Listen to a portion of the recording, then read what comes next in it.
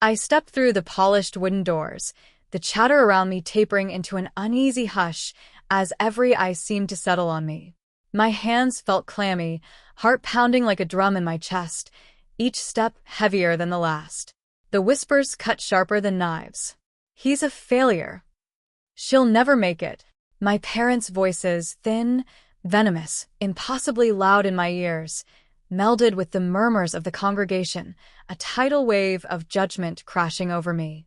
For a second, I wanted to shrink, to disappear into the worn floorboards.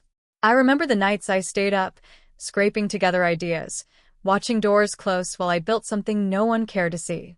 The countless applications rejected, the awards that never came, the doors slammed in my face by people I thought I could trust. Yet here I was, standing under the scrutiny of everyone who had always questioned me, feeling both invisible and exposed at the same time. I could feel the weight of their expectations, or rather, their disbelief. They didn't see the hours I poured into my work, the late nights spent learning, failing, trying again. They didn't see the small victories no one celebrated, the silent achievements that built me, quietly but unshakably, into someone they refused to acknowledge. My parents' eyes burned with judgment, sharp as the winter sun through the stained glass. Every sneer, every shake of the head, was a reminder of the narrative they'd fed the entire congregation, that I was incapable, unworthy, a failure in their polished, picture-perfect world. I clenched my fists, nails biting into my palms, trying to calm the surge of heat that rose in my chest. And yet, beneath the fear, something stronger simmered. A quiet, unrelenting determination that maybe today, finally, the story could change. Maybe today, I would stand not as the shadow of their disappointment, but as proof of what they refused to see all along. I breathed in the scent of polished wood and candles, the faint hum of organ music filling the space, and made a silent promise. They would all remember this day, not for my supposed failures, but for the moment the world saw the truth. I could feel every eye in the church lingering on me, a mixture of curiosity and judgment that made my skin crawl. The murmurs had barely settled when my parents stepped forward, their voices loud enough to echo across the polished pews. "We always knew this would happen," my father declared, his tone heavy with finality. "No matter how much we tried, this child never learned responsibility." My mother's voice joined his, sharp and piercing, weaving a story of incompetence I had lived through silently but never dared to confront. Laughter flickered from the corners of the room, quiet at first, then swelling, a wave that crashed into my chest like ice-cold water. The embarrassment burned, igniting every nerve. Faces I had trusted, friends and acquaintances, were smiling awkwardly or glancing down at the hymn books, as if to pretend they hadn't heard. And yet, some eyes widened in disbelief, some curiosity glinting with a hint of respect for the audacity of their words. I wanted to shout, to tell them the truth, but the words lodged in my throat. Rage swelled inside me, hot and raw, coiling around every thought, every heartbeat. How dare they take my failures, my struggles, my private moments of doubt and effort, and spin them into a public performance meant to humiliate me? Every sneer, every wagging finger was a spark to the tinder that had been quietly smoldering for years. I could hear the congregation's whispers, the subtle gasps, the quick breaths of those who sensed the tension but didn't yet understand its depth. Shame threatened to bow me under its weight, but I forced myself upright, shoulders squared, heart hammering, breathing in and out in precise counts. Anger and humiliation burned together, but beneath them, a clearer, sharper emotion began to take shape: resolve. They wanted a story about my failure. Fine.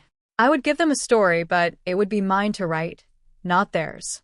The embarrassment, the laughter, the judgment, they would all be remembered differently one day. I imagined the moment in the future when the scales would tip, when the eyes that now looked down on me would widen in astonishment, when my parents' voices would fall silent in disbelief. "They'll see," I whispered to myself, a vow heavier than the judgment pressing down on me. "One day, they'll regret underestimating me." The words settled into my chest, an anchor and a fire at once.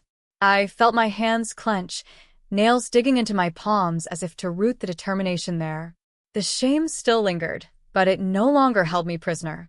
It had become the fuel I needed, the quiet engine that would carry me beyond this church, beyond their scorn, beyond the small world that had tried to define me by their limited vision.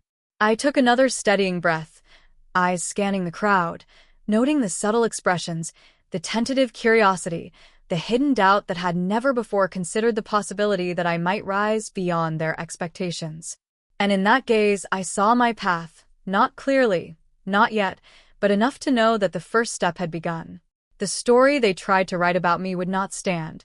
I would write it myself, and every whispered word in this room would one day be a reminder of their failure to see what I had always known about myself. The church seemed heavier now, the whispers more pointed, the atmosphere taut with anticipation I could almost taste. And for the first time that day, I felt a strange calm thread through the storm of humiliation and rage, a certainty that the next chapters were mine to claim, that the moment of reckoning was not in the past but yet to come. The seed of my quiet rebellion had been planted, and nothing, not their laughter, not their condemnation, would keep it from growing.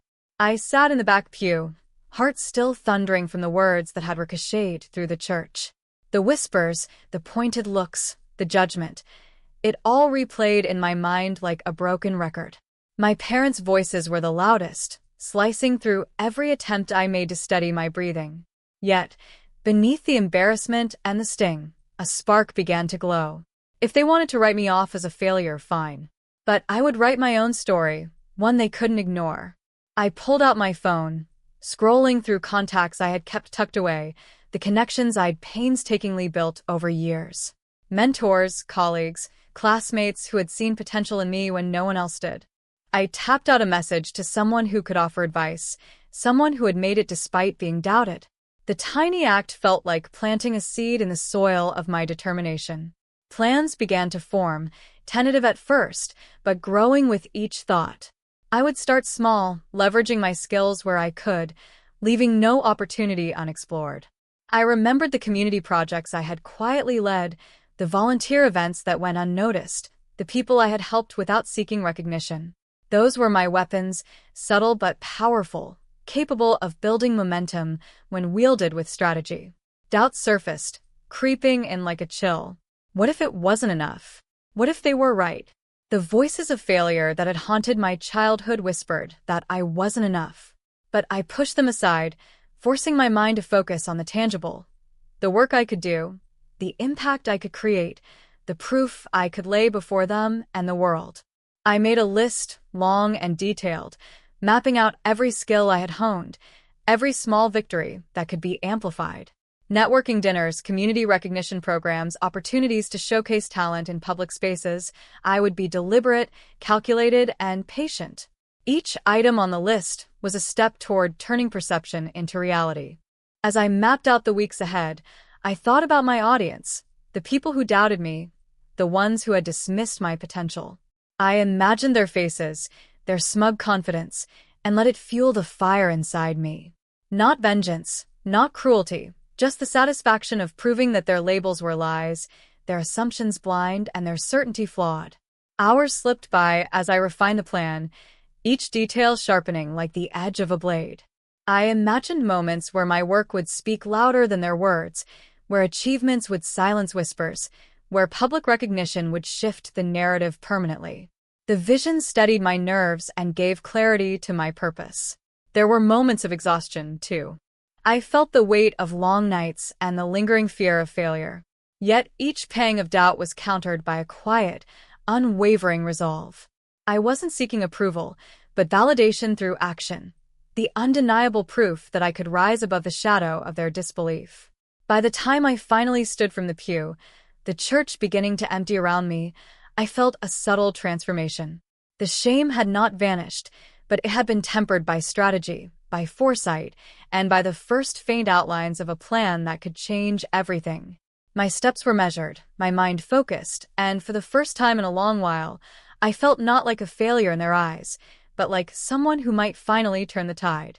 I left the church with the whispers behind me, carrying with me a notebook of ideas, a phone full of messages to send, and a heart fueled by determination. The path ahead was uncertain, and the work would be hard, but it was mine to walk. Every interaction, every connection, every opportunity would be a stepping stone toward a reality where my worth could no longer be questioned. And in that quiet, reflective walk home, the thought anchored in my mind, today was just the beginning. The story was far from over, and I was ready to take the first deliberate, unstoppable step toward changing how the world and my parents saw me. Word had begun to slip into the congregation and neighborhood slowly, quietly, like a whisper that grew into a low hum. At first, it was just a comment from a neighbor, someone who had seen me handing out supplies at the local food drive. Then another, someone mentioning my new community project that had transformed the neglected park into a safe place for kids to play. Every mention carried a twinge of disbelief, a silent acknowledgement that the person they had always written off might just be capable of more than anyone expected. I spent hours orchestrating small victories, each one designed not to provoke them, but to build proof. I worked with precision, selecting initiatives that would leave visible results without drawing unnecessary attention until the moment was right. The community garden was the first, patches of green and blooming flowers that replaced decades of dust and neglect. People began taking notice, whispering as they walked past, noting that the failure had somehow made a difference where others had failed to even try. Simultaneously, I invested in my own craft. Each day after work, after late nights when the house was silent and the weight of my parents' words finally hit, I perfected skills no one expected me to have.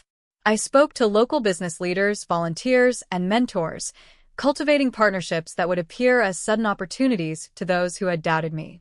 My nights were measured by the quiet tick of the clock and the steady accumulation of competence and reputation, invisible yet undeniably growing. Small victories became rumors. A local journalist mentioned my project in passing.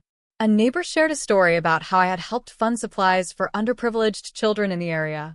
Even my parents caught wind, their disapproval mingling with confusion, no longer able to completely ignore the evidence of my persistence. I could almost see the gears turning in their minds, the subtle reassessment of what they thought they knew about me. At first, I made no announcements. Let them talk. Let the whispers travel faster than my voice. The unspoken disbelief worked in my favor. I watched from a distance, listening to conversations in coffee shops, at church doors, and through casual social media mentions. People were starting to question the narrative they had been sold for years, that I was incompetent, unreliable, unworthy of recognition.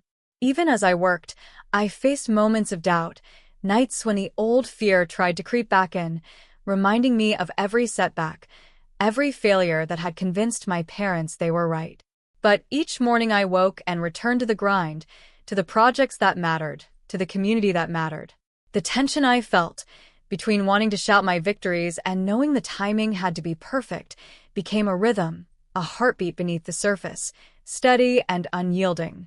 Rumors solidified into a reputation. People began to talk about the one who got it done, the quiet achiever, the person who had been dismissed but was quietly changing the town. Invitations arrived to speak at events, to participate in small civic initiatives.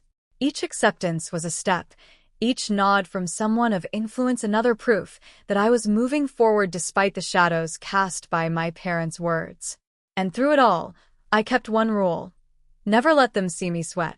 Never let disappointment or rage control my demeanor in public. Behind closed doors, I allowed myself moments of frustration, anger, and longing for validation, but in front of others, I was calm, deliberate, and competent. That composure became a silent message, louder than words. I was not the person they thought I was. With each success, my confidence grew, and so did my understanding of strategy. I mapped opportunities meticulously, considering which moments would create maximum impact when the time came to confront the narrative my parents had spread.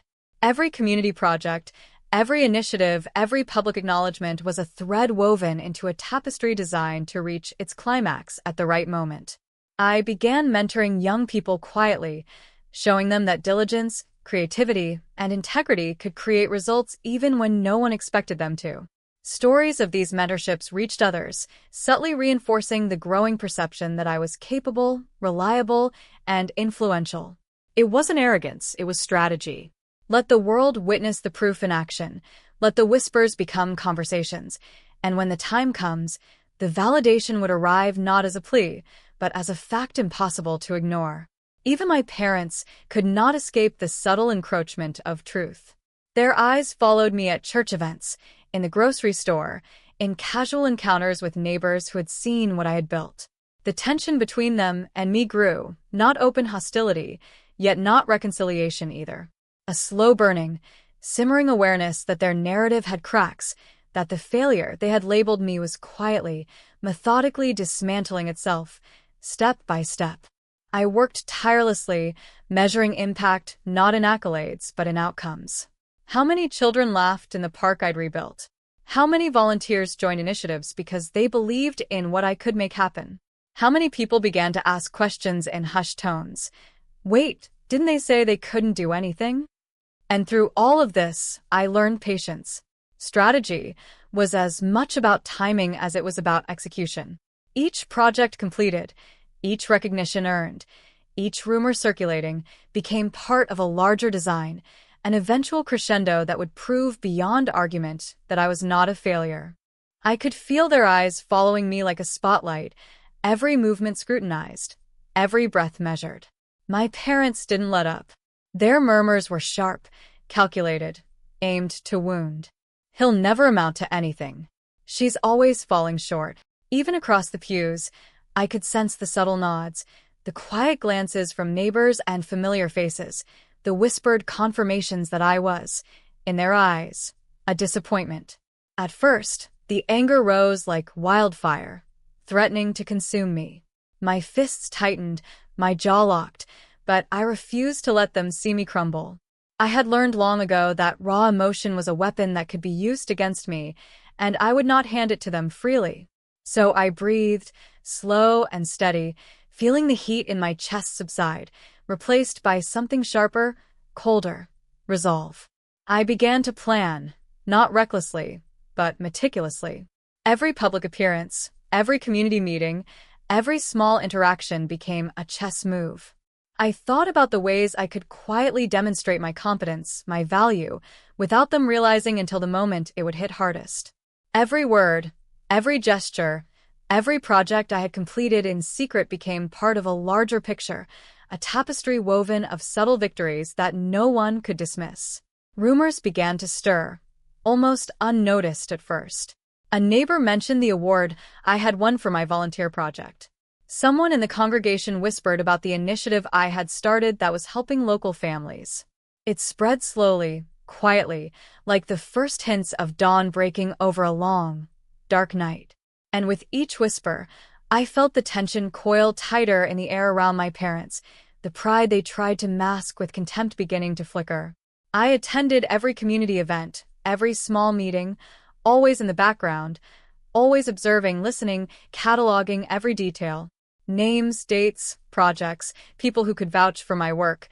Each piece was a thread I could pull at the right moment. I was patient, knowing the right strike would be far more powerful than a hasty confrontation. Even within the church, subtle shifts occurred. Members began to notice the way I carried myself, the confidence that had quietly grown. A volunteer mentioned how I had organized a fundraiser that brought in more than expected. Another spoke of the mentorship I offered to young members quietly, without fanfare. Small victories, but each one edged me closer to the moment where silence and subtlety would turn into undeniable proof. And yet, every time my parents threw a barb, I felt the familiar tug of frustration, the old sting of shame that their words had drilled into me for years. I didn't react outwardly, but inwardly, I let it sharpen me, let it fuel the strategy that was slowly taking shape. I imagined the day when all the whispers, all the dismissals, would collide with reality, and they would be forced to see the truth of what I had accomplished. I began sketching mental maps of how it could unfold, who would be present, how the congregation might react, what the precise words would be, how to hold their gaze without faltering. It was a game of anticipation, one I had learned to play out of necessity, to protect myself and to prepare for the inevitable moment when patience would turn into triumph. The rumors of my achievements spread further. An article in the local newsletter mentioned my successful community initiative. A friend casually mentioned my recognition at a regional event during small talk. Each piece of acknowledgement was like a silent signal, a small victory that no one could trace back to me directly, but which steadily built a foundation that even my parents couldn't ignore. I walked the line between visibility and invisibility, between restraint and impact, feeling the tension of the congregation, the quiet shifts in their perception. Every sideways glance, every suppressed smile, every whispered admiration that floated past my ears was a small testament to the work I had poured into my life while they insisted I was failing. By the end of these weeks, the slow burn of strategy, patience, and careful action had begun to take hold. I could see it in the subtle changes in posture, the hesitations in judgment, the silent acknowledgement that perhaps I was more than their narrative allowed. The quiet victories stacked, each one a stepping stone toward the undeniable proof that my life, my efforts, and my accomplishments could not be denied. Not by them, not by the congregation, not by anyone. And through it all, I held my composure. Anger simmered, frustration whispered, but I kept my face calm, my eyes steady, because the power wasn't in a confrontation.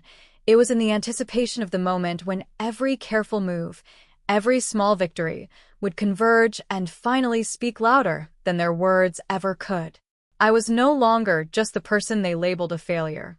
I was the architect of a revelation they had yet to see, and every whispered rumor, every subtle nod, was a piece of the stage I was building for the moment they would have no choice but to recognize it.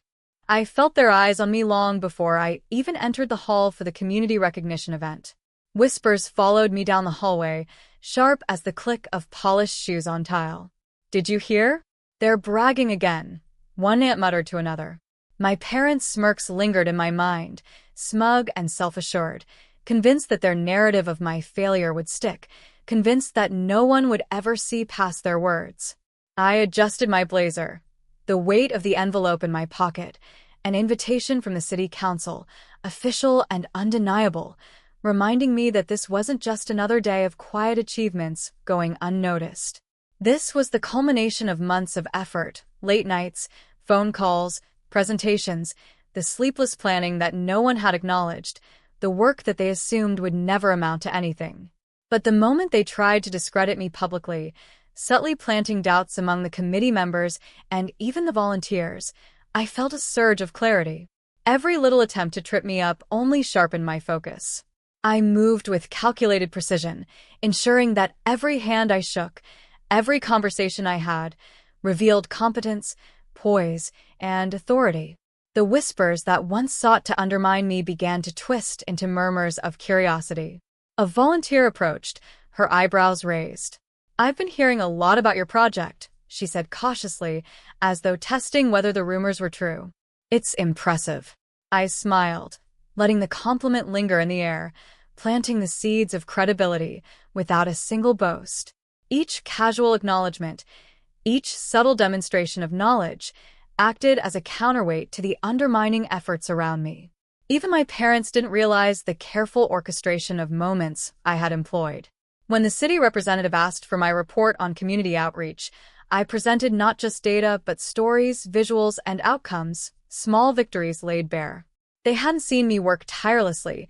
They hadn't seen the nights I spent coordinating volunteers, negotiating with sponsors, and building something bigger than myself. And now, each success whispered to those around me. I was capable, I was prepared, I was here for a reason. Yet the tension never fully lifted. At every turn, I anticipated obstacles, parents subtly sowing doubt, old acquaintances dropping hints of scandal, those who resented my determination. Each near miss was a test of composure. The volunteer who nearly questioned the legitimacy of my sources, the colleague who almost misquoted my figures in a public forum. I navigated each with care, turning potential pitfalls into evidence of foresight and meticulous planning. By the time the event began to take shape, a quiet undercurrent of respect started circulating among attendees. The rumors of my success no longer felt whispered.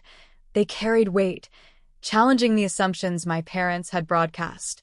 Every small victory, the thank you notes from volunteers, the positive nods from community leaders, the casual mentions in conversation, was a tiny brick in the foundation I was building.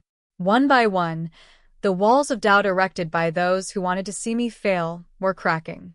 Even when my parents leaned in, whispering reminders of past mistakes, I let them speak, acknowledging nothing, letting the work speak for itself.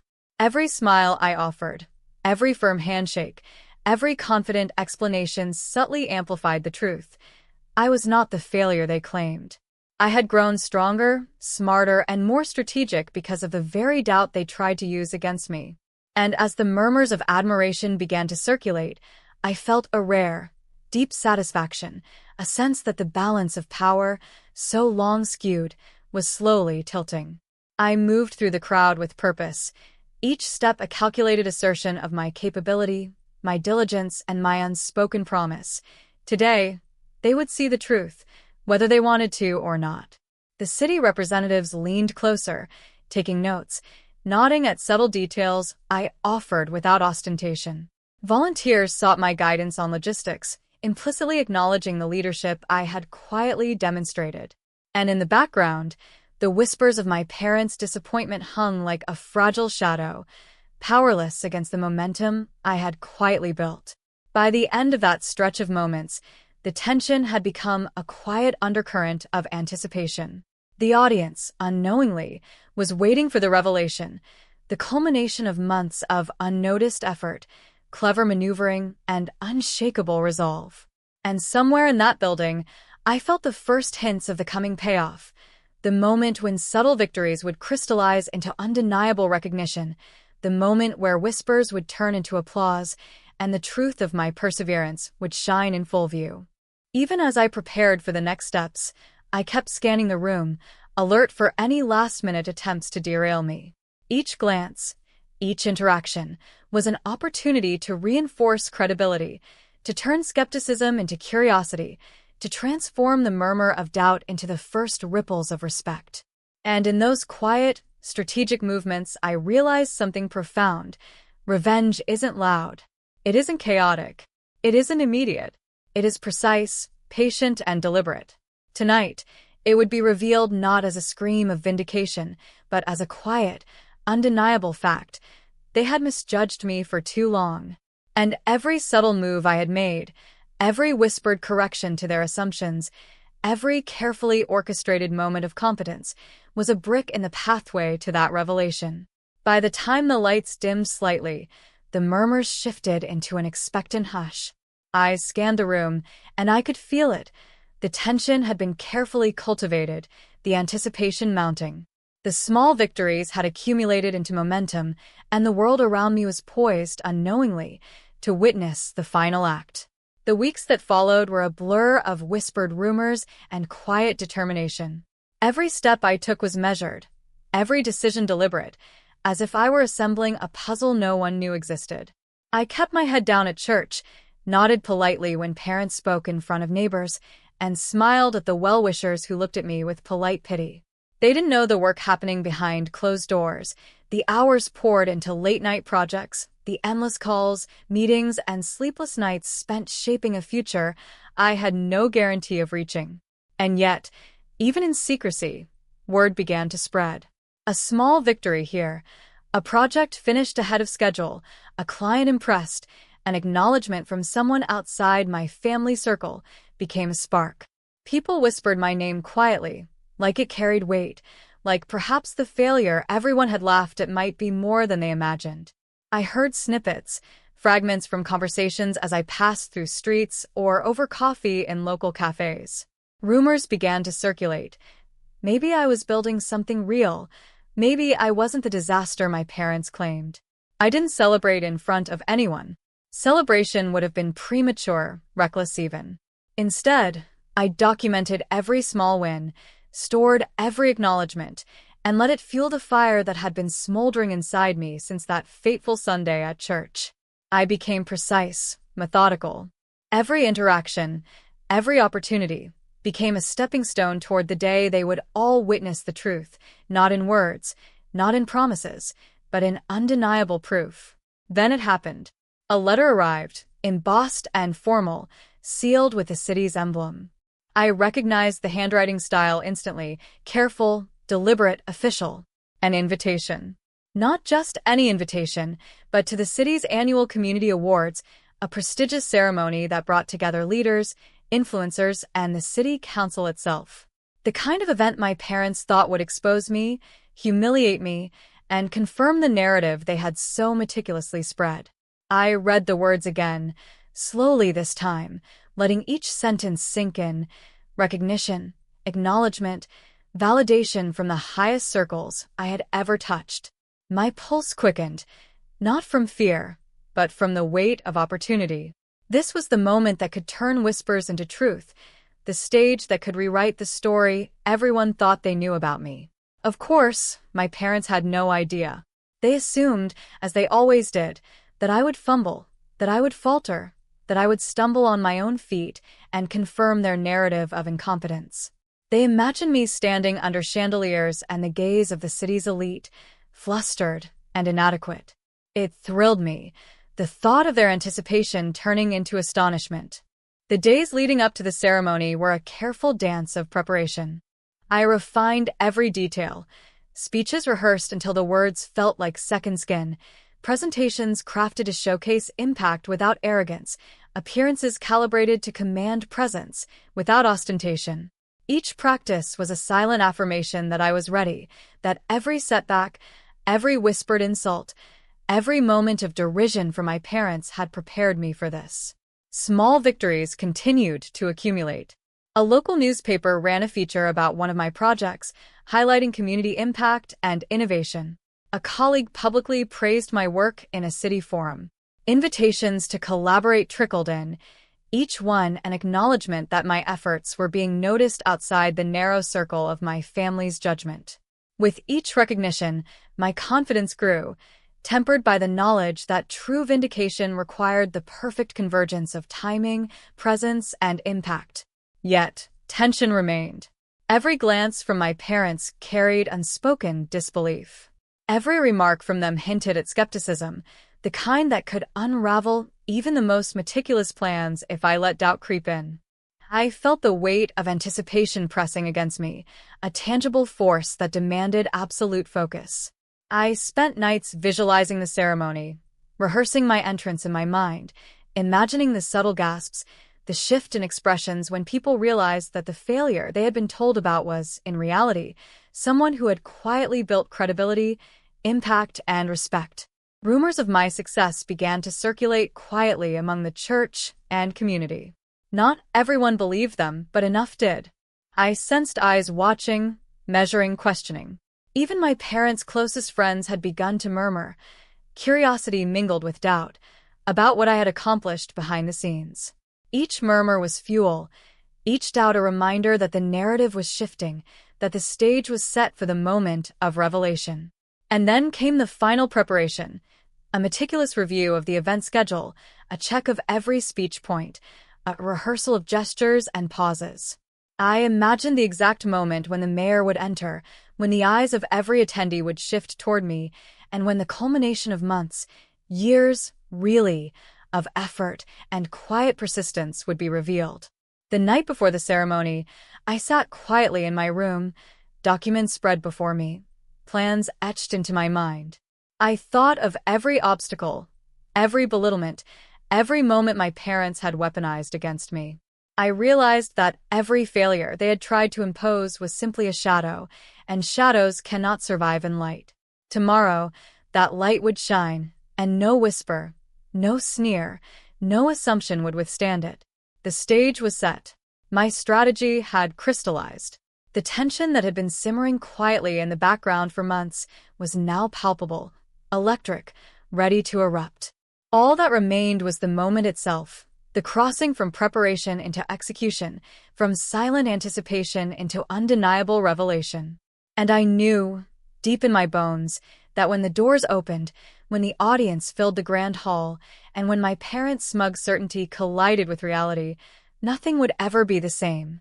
The church was full, buzzing quietly with anticipation, yet the air felt heavier than usual, thick with whispered expectations. Families, neighbors, and longtime members exchanged glances, curiosity prickling at the edges of their polite smiles. My parents stood at the front, perfectly composed, yet their eyes betrayed the tension they were trying to mask.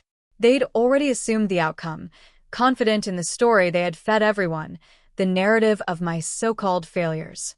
I walked in, steady, measured, holding my head high despite the flutter in my chest.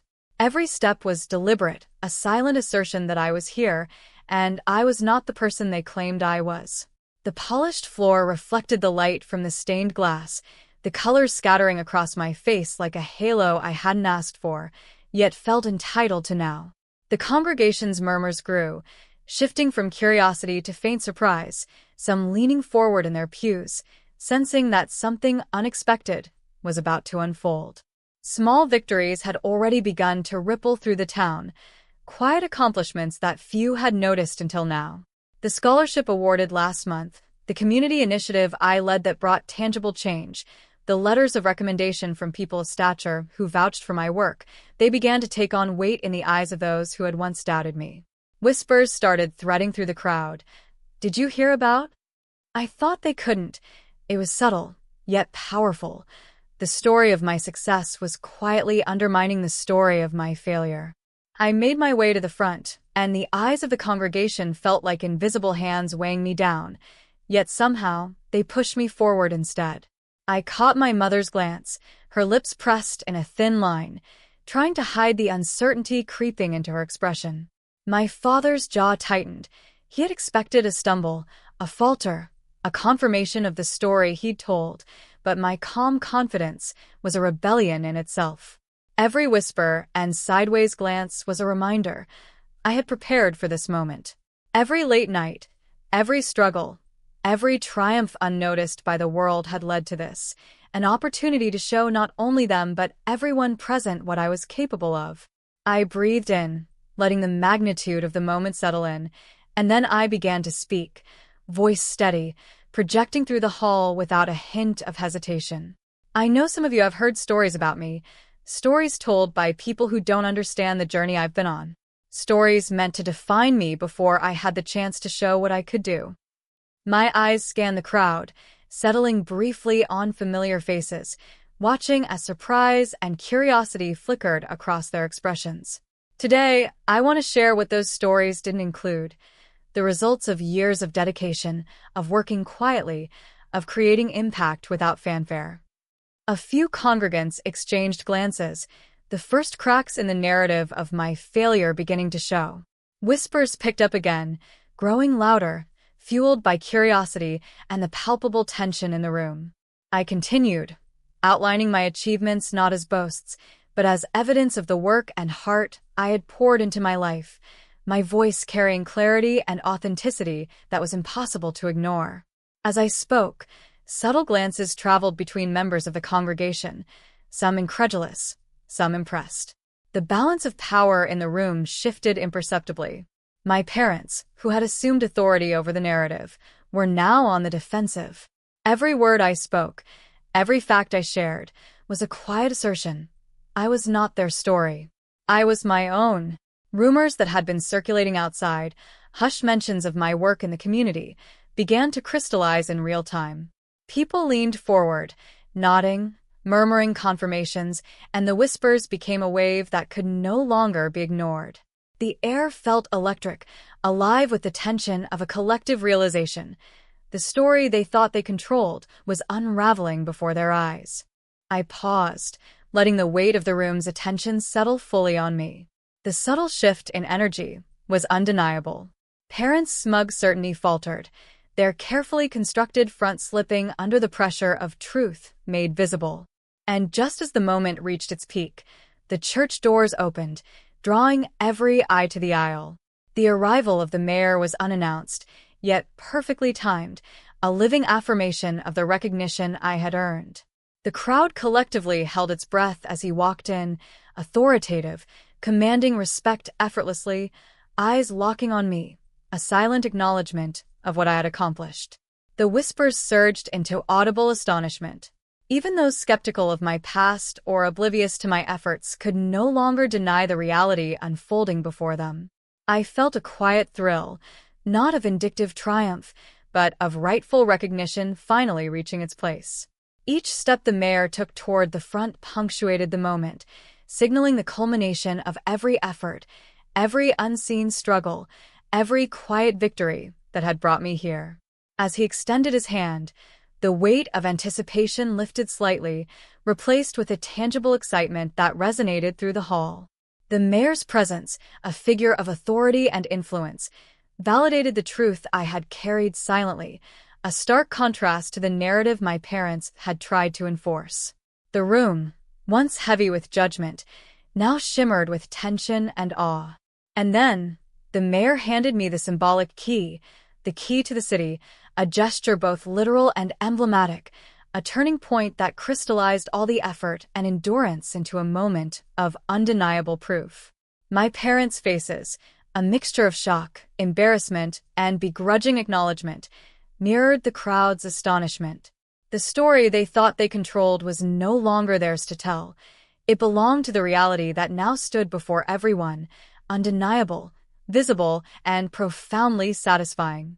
I took the key in my hand, feeling the weight not just of metal, but of every late night, every struggle, every triumph unrecognized until now. The room buzzed with whispers and murmurs, eyes wide, heads turning, processing the shift in authority and perception. My calm, composed demeanor contrasted sharply with the turmoil of those who had tried to define me, underscoring that victory in truth requires neither rage nor spectacle, just presence, preparation, and perseverance. And as the realization settled in for everyone present, a quiet yet powerful emotion swelled inside me, vindication tempered with grace, triumph balanced with humility. The narrative had shifted, and there was no turning back. The audience, captivated and engaged, could feel the full arc of my journey in real time, witnessing the consequences of long-held judgment confronted with undeniable proof of capability and worth. This was the moment where whispers became awe, skepticism transformed into acknowledgement, and the long, arduous path of silent dedication revealed its payoff with crystal clarity. Every gaze, every whisper, every subtle nod of respect confirmed that the story I had lived, the truth I had built, was finally visible for all to see. I stood at the front, the polished wood of the podium cool beneath my hands, every eye in the room pinned to me.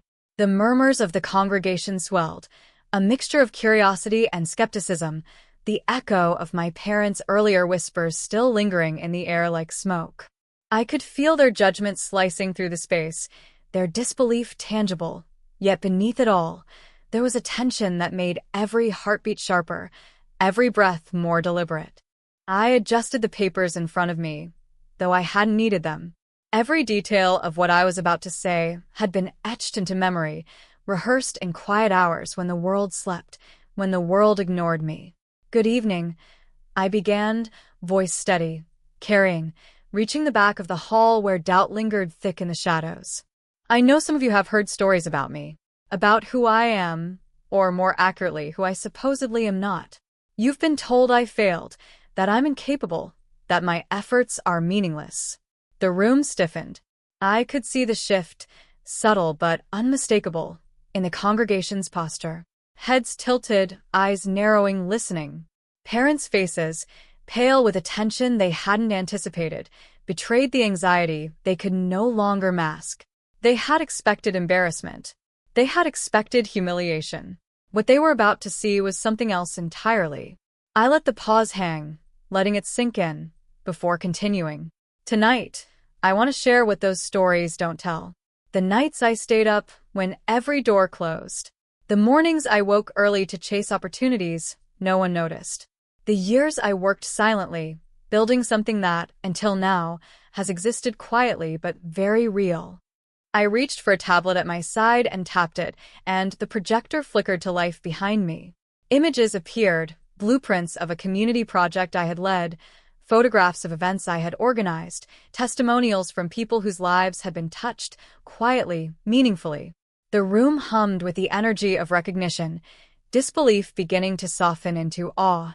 Over the past 2 years, I said, letting my voice rise naturally, I've worked with over 500 families in our city, providing resources, mentorship, and support that were never seen by those who claimed I was nothing. We've created programs that educate, that feed, that empower. And tonight, I am proud to share that these initiatives have not only survived, they've thrived. Whispers swept across the pews. Eyes widened, heads turned toward one another, murmuring running through the crowd like wildfire. The impact was tangible. The church had expected shame. They were receiving triumph. I leaned slightly forward, letting my gaze meet my parents'. The pride I had cultivated quietly over years now confronted the incredulity etched into their faces. I could see their lips part, their carefully rehearsed expressions crumbling under the weight of what they had denied for so long. They were no longer controlling the narrative. For the first time, it was mine. A slide shifted, revealing a video of one of the community events I had organized, children smiling, volunteers coordinating, the mayor's office attending in recognition of our work. The sound of applause, recorded but vibrant, filled the hall. A collective murmur of surprise swept through the congregation. Heads turned, eyes scanning, some leaning in, others widening in disbelief. They weren't just hearing about my success, they were seeing it, undeniable and irrefutable. I know many of you, I continued, have doubted me, questioned my potential, and believed the stories of failure you were told. But here is the truth: work, persistence, and faith in oneself are not always visible, not always recognized immediately, but they endure. The audience leaned closer, the tension thick, the room alive with anticipation. People whispered to one another, exchanging glances, nodding slowly, the air charged with a mixture of shock and admiration. Parents' faces were pale now, eyes darting between the screen and me, realizing that their attempts to control the story had failed spectacularly. The embarrassment was unmistakable. The control they had once held evaporated in real time. I lowered my voice slightly, adding gravity. Tonight, I stand not to shame, but to show what dedication, courage, and determination can achieve, even when the world doubts you. And while some of you are quick to label me a failure, I invite you to reconsider what failure truly is. Because sometimes, what looks like a fall is simply preparation for the moment you are meant to rise. The whispers grew into murmurs of awe, and some tentative applause began to ripple through the crowd. Eyes that had once held judgment now gleamed with recognition. My parents exchanged glances, their mouths slightly agape, stunned by the magnitude of the truth unfolding before them. I paused, letting the weight of the moment settle, letting the faces of those who had believed in me, those whose lives had been impacted, fill the room. The shift was palpable. What had begun as a gathering poised to humiliate had transformed into a testament to resilience and achievement. And as I glanced again at my parents, I saw the silent acknowledgement of what they had missed, of the work, the effort, the perseverance they had refused to see. It was subtle, almost imperceptible, but unmistakable, a recognition that the narrative had changed forever. I smiled, not out of malice, but of quiet vindication. The story that had been twisted and told by others had been reclaimed, revealed not in anger, but in undeniable success. The church, the congregation, and yes, even my parents, would remember this day, not for the whispers of failure, but for the moment truth stood before them, unwavering and undeniable. And just as the last images flickered on the screen, the front doors opened, and a hush fell over the crowd. Heads turned, eyes widened. The figure who carried the ultimate recognition stepped into the room, and in that instant, the anticipation that had been building for years, that had simmered through whispered doubts and quiet perseverance, reached its peak. The murmurs in the church shifted, a ripple of anticipation running through the crowd as the doors at the back swung open. A hush fell, but it wasn't the polite quiet of reverence. It was the sudden stillness of surprise, of attention being drawn to something important. All eyes flicked back, some curious, some skeptical, all waiting for what would happen next. The mayor's presence commanded the room. He walked down the aisle with steady, deliberate steps, a kind of quiet authority that made every whisper stop midair. People leaned forward, craning their necks, trying to understand why someone of such prominence would choose this exact moment, this exact place, to make their entrance. He reached the front, pausing just enough to let the weight of the moment settle. Then his gaze met mine, steady, affirming, as if he already knew the journey I had endured. The late nights, the struggles, the countless moments of silent perseverance no one had bothered to acknowledge. "I'd like everyone here today to meet someone extraordinary," he said, his voice carrying naturally across the high ceiling, no amplification needed. "Someone who has faced skepticism, derision, and doubt from the people closest to them, and yet has achieved something remarkable." A soft gasp ran through the crowd, eyes darting toward me. My parents' expressions flickered, disbelief tugging at the edges of their carefully maintained composure. The whispers turned into murmurs of curiosity, shifting now toward awe. The mayor held up a small, ornate box. The golden edges caught the sunlight streaming through the stained glass, reflecting tiny shards of color across the room. "Today, we honor not just talent or accomplishment, but perseverance, dedication, courage." Hands trembling slightly, I stepped forward. Each movement felt magnified, deliberate, every heartbeat loud in my ears. I reached for the box, fingers brushing against the cool metal, and as I lifted the lid, the key to the city gleamed back at me, symbol of achievement, recognition, and validation.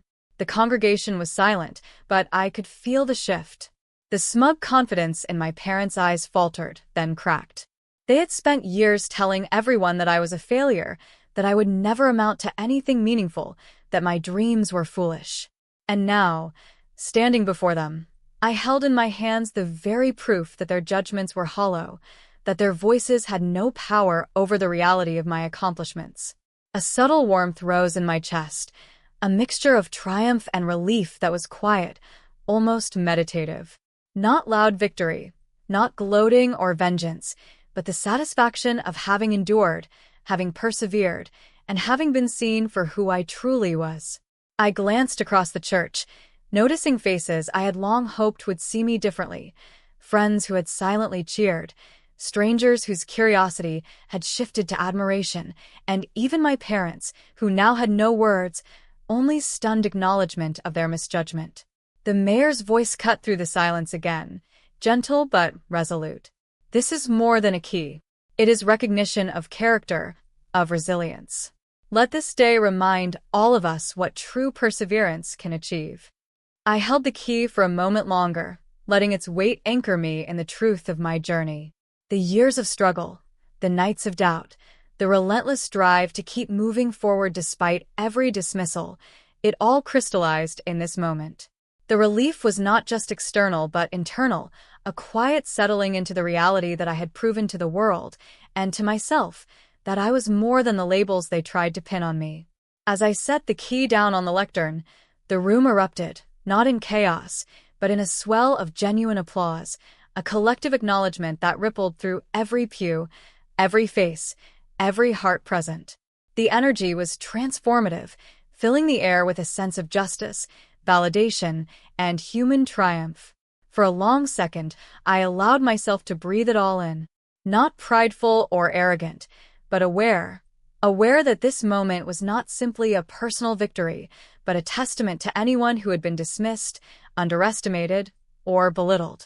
I had stood in the shadow of doubt and emerged recognized, unshaken, and whole. And in that quiet, powerful reflection, a calm satisfaction settled over me. The key in my hand was more than a symbol.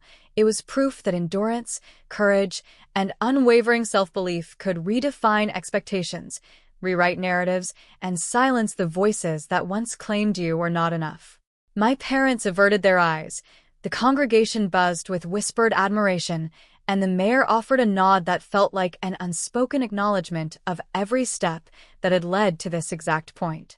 I stepped back, shoulders steady, heart full, knowing that nothing they said or did could ever diminish this truth. The moment belonged to me, earned in every quiet struggle, every overlooked effort, every moment of resilience that had brought me here. And with that, the applause continued, echoing long after I had returned to my place, a reminder that sometimes the sweetest victories are not loud, not vindictive, but quietly, undeniably real. The church buzzed with murmurs, the kind that started quiet but quickly grew, like ripples across a still pond. My parents' faces were pale, the sharp confidence they carried for decades seemingly stripped from them in a single moment. They approached slowly, each step measured, as if the air itself resisted their movement. Their eyes searched mine, a mixture of disbelief, guilt, and the faintest flicker of regret. We didn't mean," my father started, his voice low, strained, stumbling over words that had once flowed with authority. My mother's hand trembled slightly as she reached out, her eyes brimming with a vulnerability I had never seen before. I could feel the weight of years, of every insult whispered in the pews, every opportunity withheld, every judgment passed in quiet corners of our lives. I took a deep breath, letting the moment stretch. Not for intimidation, not for show, but to let them feel the presence of someone who had grown beyond the narrow definitions they had imposed. "You've said enough," I said, my voice calm, steady, the kind that commands attention not by force, but by certainty. "Today isn't about proving me right or you wrong. It's about understanding the truth, something you've chosen to ignore for far too long." Their mouths opened and closed, and the words they intended never fully landed. For once, there was no argument, no defensive posture, no gaslighting. Just the raw exposure of reality, mirrored in my eyes, the quiet assertion of dignity that could not be undermined by their fear or shame. Around us, the congregation shifted, the atmosphere thick with the realization of what had just unfolded. Applause began, soft at first, hesitant, like the tentative acknowledgement of a long-denied fact. And then it grew, swelling into a rhythm of recognition that couldn't be silenced. Hands clapped, some cheers erupted, faces that had once doubted me now radiated surprise and, slowly, respect. I let it wash over me, a mix of relief and quiet satisfaction.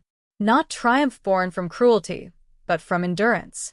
From standing in the storm without losing myself, without becoming what they expected me to be. This wasn't about punishment. It was about presence, authority, and proof that worth isn't dictated by others' opinions. My parents lingered, unsure, unsettled. They had attempted control for so long, thinking they could define me, yet here I stood, unshaken. We just wanted what's best," my mother whispered, more to herself than to me. I nodded once, slowly, the gesture carrying forgiveness, without surrender. "I understand your intentions, but the time for guidance is past. Today is my moment. I hope you can respect it." Silence stretched for a heartbeat. Then, the applause rose again, more emphatic this time, filling the church with warmth, acknowledgement, and closure. The faces that had judged me now looked on with curiosity, admiration, and a dawning comprehension that their narrative had been incomplete, flawed, and narrow. I felt the energy shift, not just in me, but in the space around us. Acceptance wasn't something I demanded. It was something that had grown organically from the truth finally being seen. And in that growth, I discovered something more profound than any public recognition: peace. I walked toward the front, the mayor's key still warm in my hands, not as a trophy of vengeance, but as a symbol of opportunity, achievement, and proof of perseverance. Every step felt lighter, freer, as though each stride was a shedding of past burdens, a reclaiming of space and dignity that had always been mine, if only I had the courage to claim it.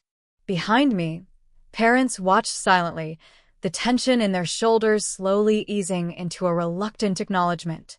The congregation continued their applause, the sound rising and falling like waves, carrying with it the finality of the day's truth. For the first time, I didn't feel the weight of their judgment. I felt the resonance of my own integrity, of the choices I had made, and of the unwavering belief that standing firm in who I am was the ultimate statement of victory. And in that moment, as the echo of applause filled the air, I understood the final lesson. Sometimes the greatest revenge isn't in retaliation. It's in rising above, in quiet authority, and in letting the world witness the strength you cultivated in silence.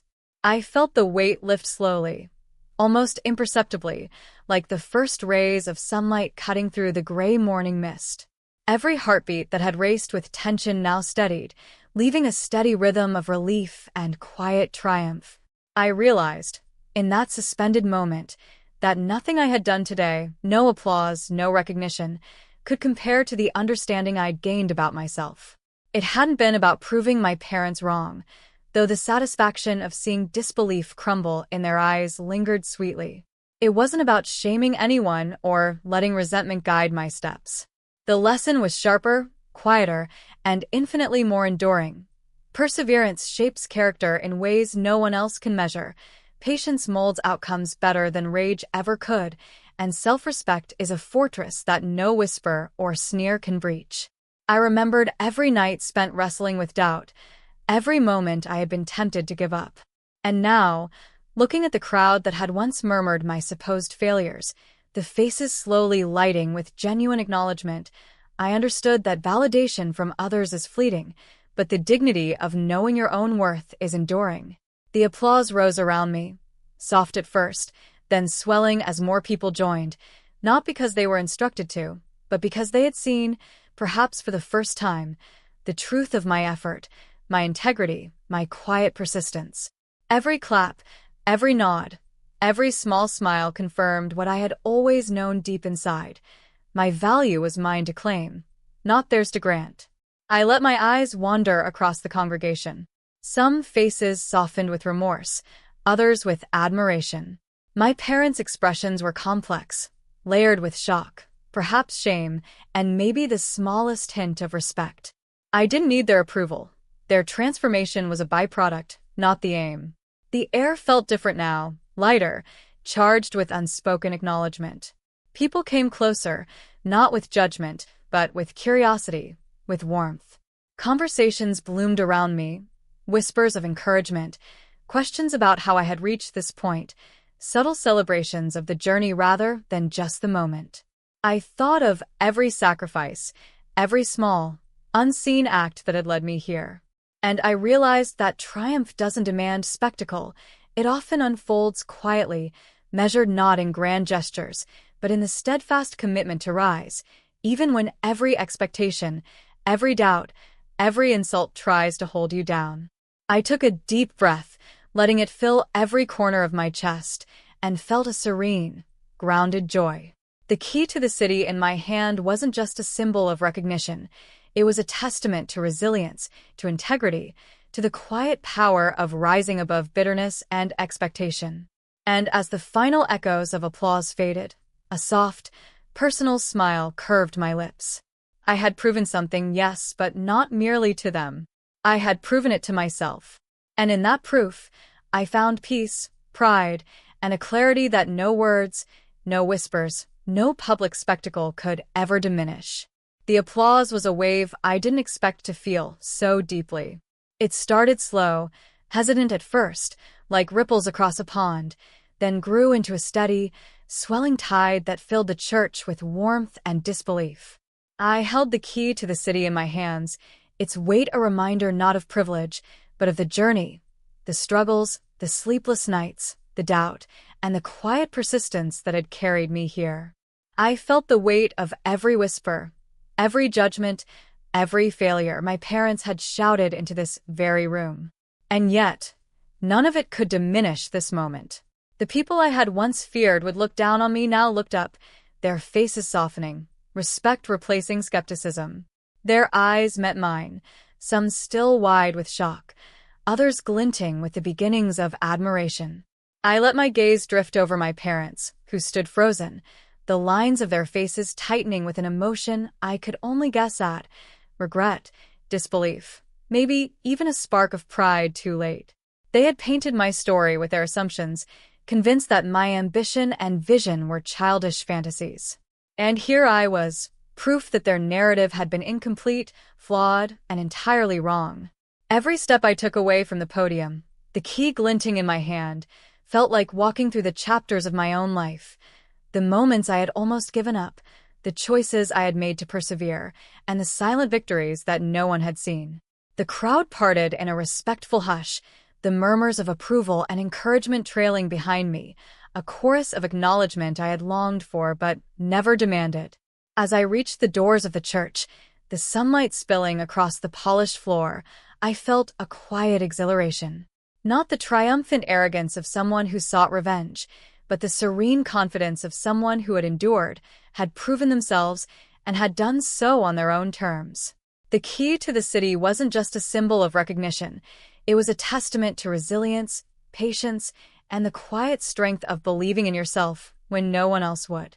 I turned briefly, glancing at my parents one last time. Their faces reflected a mixture of awe and confusion, and I allowed myself a small, satisfied smile. Not a gloat, not a victory over them, but a simple acknowledgement that I had grown beyond the narrow definitions they had tried to impose. The murmurs of the congregation grew into a genuine cheer, people beginning to talk among themselves about what they had just witnessed. Some approached to congratulate me, others simply smiled in understanding, and I realized that acceptance, once elusive and fraught, could now grow naturally, organically, through actions rather than explanations.